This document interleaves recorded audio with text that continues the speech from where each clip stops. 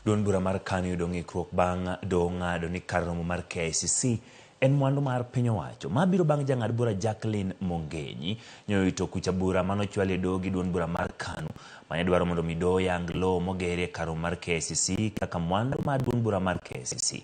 Mongenyi wacho ni komishona mag weche lowo ne onge kod teko mar chiwo lowono mar miyo duond bura mar KANU lobno higa mag 1989.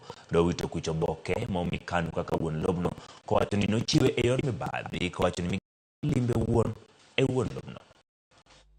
That the suit as registered being LR 09/19829 issued in the name of the Permanent Secretary to Treasury to hold in trust for the Ministry of Tourism is lawful, is legal, and constitutionally appropriate title for the suit property. 6.